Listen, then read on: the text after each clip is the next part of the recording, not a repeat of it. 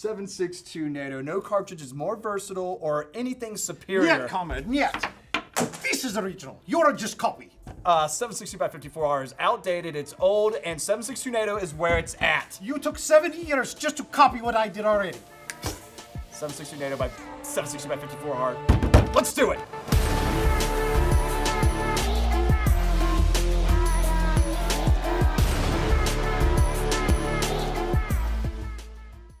Welcome back, everybody. Clint today with Classic Firearms. We've got Soviet Matt with us today. What's up, comrades? All right, anyway, we're here to talk about the best cartridge ever designed, 7.62 NATO, and why it's superior to 7.62 by 54R. No. So we're here to talk about the amazing, longest serving military cartridge in world history, 7.62 by 54R. That's just because in a communist country such as Soviet Russia, you know, they just couldn't afford to actually advance technology. Oh, advanced technology. We'll get into that. We'll get into what your advanced technology got you. All right, let's just go ahead and hop right into it. Obviously, this video is about 7.62 NATO, in honor of our current giveaway, versus 7.62 by 54 rimmed, not commonly mistaken as Russian. It's got a rim. It does have a rim. All right, so but Matt, this has a rim. So what's the difference? Well, so yours is the rim on yours doesn't exceed past the actual wall of the case. So it's really not that it's rimmed, it's that there's a rebate for the extractor. Oh, okay. Versus you'll see there's no rebate on the bottom of this. That's right.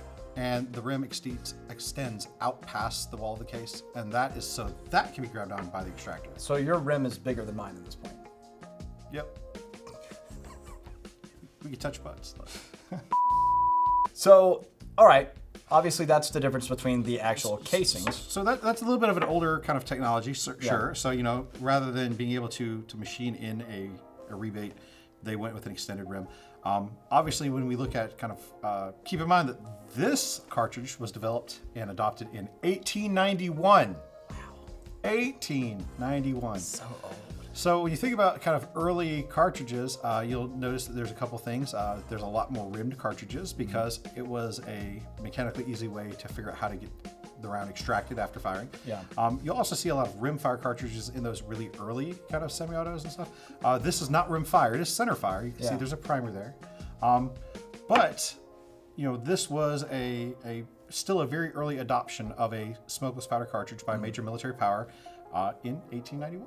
Which is pretty interesting because 1891 and then just a couple of decades later, the United States in the early 1950s, 1952, developed .308 Winchester, and a couple of years later adopted .308 Winchester as 7.62 by 51. They are slightly different, a little bit different chamber pressure. Yeah, about 54 for the adoption of 7.62 by 51. Right, yeah, 1954 for the adoption of 7.62 by 51. So let's do the math real quick. Yeah, sure, you can do that, Professor Matt. That's what, almost 70 years? Almost 70 years. Yeah. And what did you get for your 70 years of small arms development? Better guns. But we're talking 7.62 NATO. We're talking about a cartridge. Yeah. So but the firearms that shoot 7.62 NATO, I think, and I might get some crap for this, are superior than the cartridges that shoot 7.62 by 54R of equal types. I think right? it's a valid argument. I think we should put a pin in it. Okay. So we're talking about the cartridges. Yep. So when we look at equivalent grains for the projectile. So both of these happen to be 150 grain. Yep. 150 grain projectiles. Yep. And what do we see for a difference in muzzle velocity there? You know, so all right. So muzzle velocity, depending again on the load, depending on the cartridge and all that. Well, but we're talking about I'm saying 150 grain. Yep. 150 grain. I actually have a little handy dandy cheat sheet. I did a little bit of a cheat sheet here because I did want to talk about muzzle velocity and energy. For a 150 grain 7.62, we've got about. You're gonna have to specify because they're both 7.62. Oh, 7.62 by 51. I think. Okay, by 51. I'll just say from here on out. That by is 51 an interesting by 54. note, by the way. Being an AK aficionado, when I say 7.62, without qualification, it's 39. usually by 39. But if it's not, then it's probably by 54. So here's the- But you, yeah. with your military service, Yeah. when you say 762, It's always 51. your brain, Here in the warehouse, I will always specify 308 though. I'll always kind of like 308 because if I say 762 here, predominantly we actually have 762 by 39 over 762 by 51. Yeah. So it's kind of like, hey, I'll either say 762 NATO or I'll just simply say 308. Yeah. Or if I'm just saying 762, everybody kind of looks around like, which one are we talking about? Which one? I got 8 of them. Yeah. In fact, 25. see my video on why 762 is so popular. Why is 762 so popular? In case it's really, really short, like give us like 30 seconds. Because 30 caliber is like the optimal compromise area for power and also like ballistics. Like it's just a just makes fantastic sense. area. It just, all right, perfect. So 150 grain, 762 by 51. From now I'm saying by 51 or by 54. Sure. I think that makes sense. By 51, we're looking at a muzzle velocity of 2,820 feet per second. Okay. Okay. By 54, both 150 grain, 2,840 feet per second. So mine won. By 20 feet per second. Right. Okay. All right. But we'll get there though. Okay. All right. Okay. Now let's talk about muzzle energy. Muzzle energy 4 by 51, we're looking at 2,649 foot-pounds of energy. Muzzle energy for the 54R is 2,686 foot-pounds of energy. That's what I thought. That's at the muzzle, you know, and obviously those are such They're minor very small differences. differences, yeah. You know, okay, cool. And we're talking about an average. Obviously, you know, if you shot 10 rounds, they would all measure slightly differently. We're talking about an average. So now let's go ahead and talk about how that energy carries over Over distance. over distance, right? So at 100 Reach out yards, and touch someone. Yep. So at 100 yards for the data collected, 150 grain by 51, 2,232 foot-pounds of energy. At 100 yards by 54R, 2,223. So it's dropped off a little bit now to where it's actually below by 51. Right. Again, though, we're talking tiny numbers here. Even as we start to go, let's just go ahead and just jump to 500. Let's just drop to 500, right? By 51, you're looking at 1,049 foot-pounds of energy, 957 foot-pounds of energy for by 54R. Again, So less than 100. yeah, Less than 100 foot-pounds. yeah. At still- it's 500 still more. yards. At 500 yards. It's still more. How long did it take you to develop that? It didn't take me. Oh, sorry, the U.S. How long did it take the U.S. to develop this? 70 more years Than what the Russians did. than what the Russians did? Yeah. So, Yeah. I mean, bang up job there on the gains. Proven, reliable 54R. That's what I'm saying. Still in use today as a machine gun cartridge. I mean, it's cool, you know. You like the 308. You said it's one of your favorite cartridges ever, right? Yeah. I mean, am I Look, this is something like look, it's one of your favorite cartridges. I will say this. This does the same exact thing. I will say this. If you get the opportunity to shoot an M240, the 7.62 NATO belt fed, or a PKM, the 7.62 by 50, again, I'm saying 7.62, the by 51 belt fed 240, or the by 54R belt fed PKM, the PKM's pretty freaking awesome. It's pretty freaking cool. Yeah. Yeah. So, you know, but the 240, you know, it's just, there's something about it that's just awesome. I don't know, maybe because it's America. So I'm just saying. So we've established that the performance is effectively identical. A little bit here, a little bit there. Sure. Effectively identical. At the muzzle, the 54 has the 51 beat, but at distance, the 51 slightly has the 54. But if we're gonna look at energy, one of the things I would also point out is what kind of loadings are available for military service, and then we'll get to non-military service.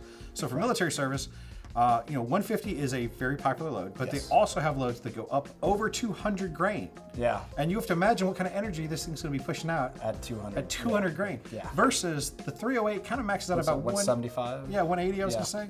Yeah. So when it comes to a military, full metal jacket kind of style bullet, this has the ability to go way higher energy. Yeah, so it has the ability to go way higher energy. I get that, but also I think why the United States military kind of stops at that 180 threshold is because you start to lose that performance at distance with accuracy. When you're firing it from a belt-fed machine gun, you're looking at actually your volume, which is just kind of a typical idea behind Russian small arms in general. Okay? Yeah.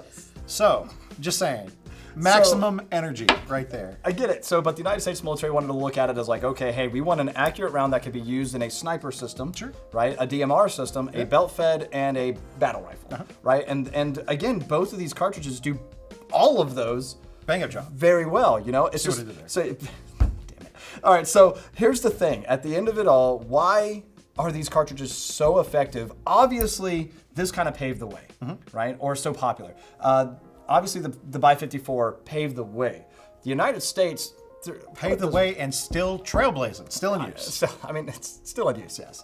But I will say, you know, we can actually go ahead and take that pin out of the different types of systems that shoot we these. can take that pin out. Shoot these cartridges because, unfortunately, there's not a lot of technology advancement or development on the firearms that shoot the Bi 54, and a part of me thinks is because the guns that they have in service do the job that they need them to do very, very well. So it's kind of like, I think Russia adopted the mindset of, if it's not broken, don't fix it. And America took on the, how much more debt can we go in? So I will give you that. When you look at platforms that fire these calibers, right? So the design of this case leaves some things to be desired. Sure. Now, it was designed in 1891, but it still is a limiting factor because you can see that there is a noticeable taper to this case.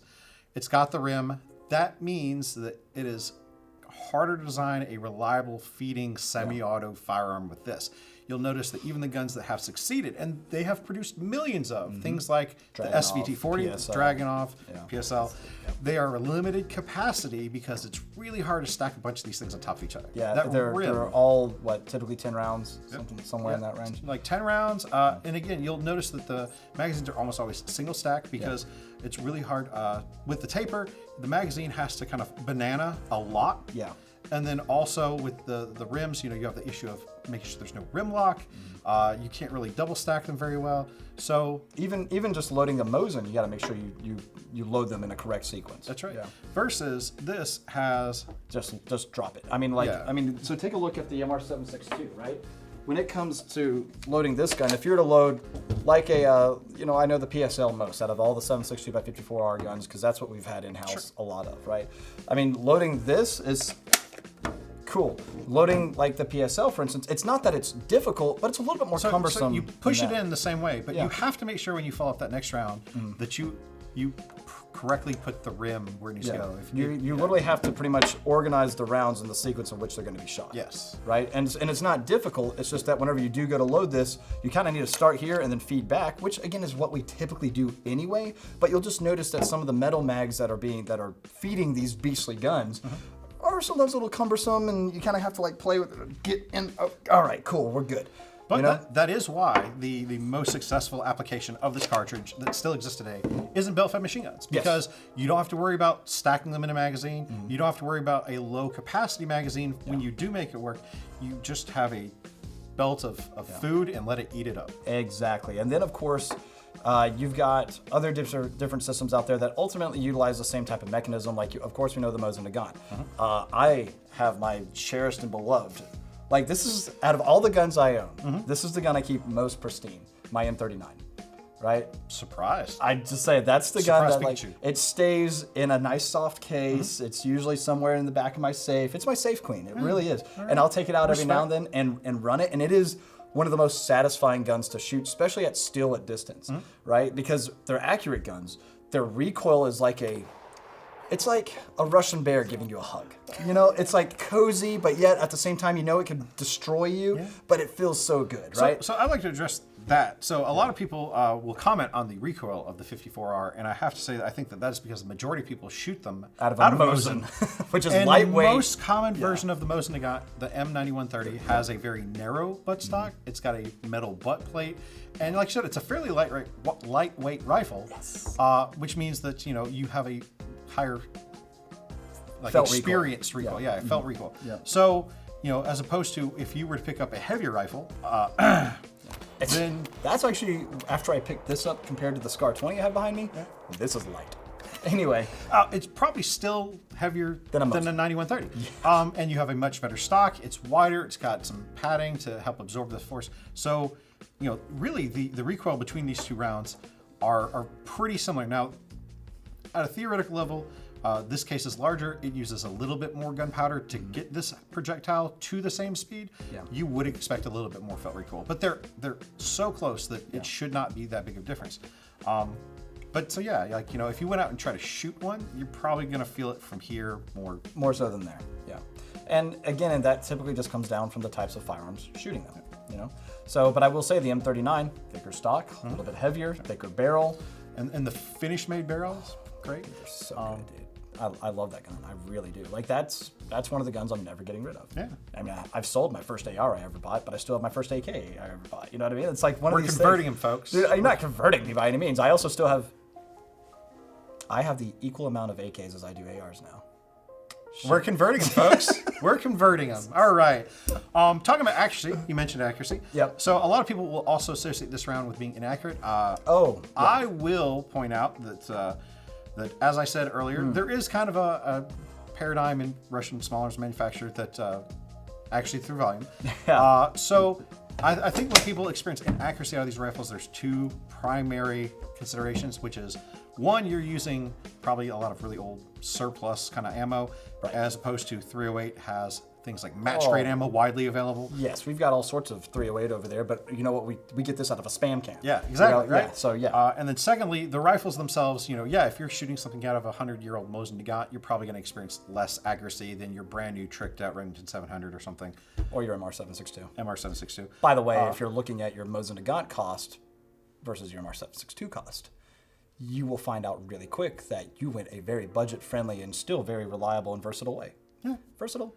I mean, I wouldn't exactly clear rooms with the Mosin, but you know, if you had, you do what you got to do. You know? If it's an M44, maybe. I don't know. Yeah. I also You even like got that those. Bayonet. Yeah. Yep. But so, you know, I think that if you were to compare them in, again, similar loads where, you know, the quality of ammunition was similar and to use similar firearms, again, something like a finished Mosin that's been kept in good shape, where, you know, the Finns really cared about the individual. Actually, they didn't have the million people to throw at something like Russia did. Right. You would find that, you know, the round itself is not super inherently inaccurate. It is capable of very good accuracy, although we'd probably still have to give the nod to 308. Yeah. So there's that. Yeah. But at the end of it all, honestly, again, it's going to come down to personal preference. But here's why I say 308 wins, and it's specifically location. Because in this country, you're going to find more availability of different types of cartridges, different types of loads, greater volume of this cartridge. Absolutely. Now, that's not to say that this is unavailable. You can find, we had pallets of this. Granted, politics might also play a really large part on what's being imported and things like that. But I will say too, it is also much more common in this country to find AR-10s. You can buy AR-10s right now at a phenomenal price right out of the box. Absolutely. And you can go and find 308 all over the place, and you can run that for days. You will be spending money over like what you would on a 5.56 gun. But at the end of it all, if you're comparing these two, what's more available and more affordable in this country is this cartridge. Yep. And, you know, I don't think that can be like overstressed really, right? Yeah. Like in 308, because it is an American cartridge, where American manufacturers make it, you have your pick of loadings, bullet types, bullet weights. You know, if you're going hunting, there's soft points and just all kind of stuff. Here's your poor man's MR762 right here. Like, not really. Not 'cause this poor. No, I'm just saying it's a set. I mean, if you're comparing it to an MR762, this right here is a Stag Arms 308. I put on obviously a different stock, and I'm playing with this still. But again, you can buy this brand new right out of the box. Comes with a 20-round mag pull, and you can. It is a very effective, very reliable rifle that you can get really accurate shots out to 7,000-8,000 yards without a problem on this gun. If you want to do the same thing in a semi-auto 7.62x54R, you're going to be spending some money for one, and then trying to find the gun is going to be also kind of difficult unless we got a bunch of PSLs laying back there that I don't know about. No, negative. That sucks. But so when we look at loads available for this, just a lot less options. Obviously, there are places that still manufacture this new, things like Selling and Blot or PPU. They do make new 7.62x54R. but you still just don't have the options for load variety. So you kind of get what you get, you don't get what you fit. Right. So they're really two different classes of bullets because of the systems that shoot them at the end of the day. For me, I'm going to have my 7.62 by 51 that I'm going to be running and gunning with and all that, but one of my most cherished rifles in my collection is a 7.62 by 54R chambered rifle. Yeah. So again, two different styles, two different types. It really comes down to what you want. Me, in my mind, I want them both. So that's what I got. So I would say, for my opinion, the answer to this question, right? If we're talking about a belt-fed military machine gun, the TKM is pretty cool.